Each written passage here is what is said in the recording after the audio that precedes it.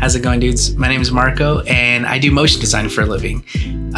Recently, I was working on my new reel, and I wanted to do this shot where the Tesla Cybertruck like transformer morphs into like an Optimus Prime version of Elon Musk.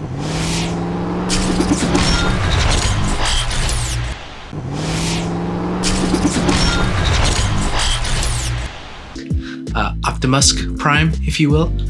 So I've always wanted to do one of those like Transformers shots. Now I watched a few videos and breakdowns, like even watched the full-on Transformers movie.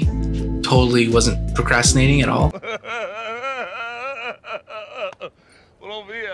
There was no like straight up answer, like this is how you do this. I think the closest thing I found was some dude made a Bumblebee thing. And even then it was still kind of like, so I realized I just needed to jump in Cinema 4D and just start doing it. All right, so the first thing I did was like I allocated a small budget for myself. Since I'm not like a 3D modeler, I had to go and purchase these models. So I had to get my Cybertruck model, I had to get my Optimus Prime model, and then I also had to get the Elon Musk head, which surprisingly enough was the most expensive one. Once I did that, I grabbed a city kit from Kitbash 3D, just a couple buildings and like a cyberpunk road looking thing, and I just started populating that. I grabbed the road from a website called, I don't remember, but I'm gonna put it on the screen right here because I don't remember what it's called. I think it's like Pedialyte.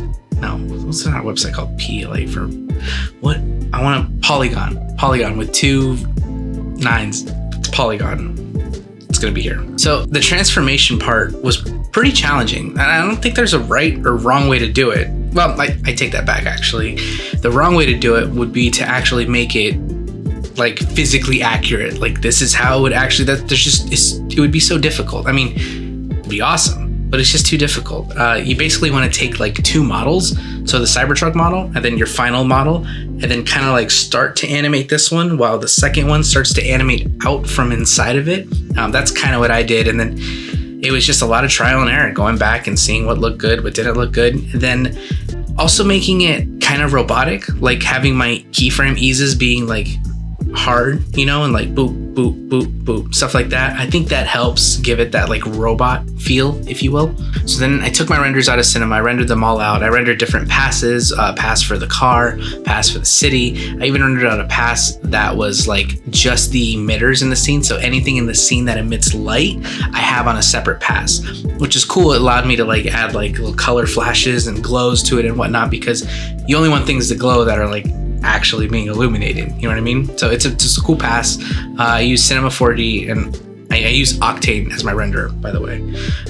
It's a fun one. I also, in case you're wondering, I have the PC that I do all my rendering on, and then a Mac that I do my compositing on. On the PC, I've got 2 1080 Ti graphics cards in there, and that's kind of what I use to just do all my 3D rendering. But yeah, I took my renders out of Cinema, brought them into After Effects, and that's where I did all my compositing. That's like color correction, color tweaks, stuff like that, just to make it look, give it that nice polished feel. Now, a lot of times I would do 3D, it's weird. I would do like motion blur inside of After Effects with real smart motion blur, but it's cool with Octane. You can actually just render it out with motion blur. And since this wasn't like a client project where I needed to be super specific, I just rendered the thing out with motion blur in Octane. It made it a lot faster. And even Octane's AI denoiser too. It's really cool because you can render out like pretty complicated scenes, run the denoiser on it, and it looks fine. And it goes a lot faster too, which is great.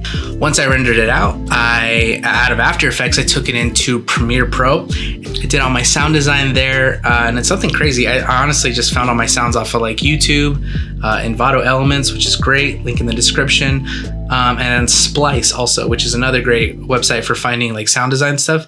It's actually made for producers to find like beats and stuff like that, but there's a whole section called whooshes on there. And if you go in there and then search for similar, you can find some pretty cool stuff. And there's like game sounds also for like people developing games. Like it's a pretty cool resource. So then I just posted it. I just posted the thing on the internet with this video in hopes that Mr. Musk sees it. So if you guys would do me a favor and like tag him on Twitter. I know that's his favorite means of social media. So if you could do that, that would be incredible. Yeah, and if you're interested in working with me on a project or anything like that, my personal website is mynameismarco.com. That's it. Have a great day. Make sure to hit the sub button so we can do this again. All right, guys. Peace.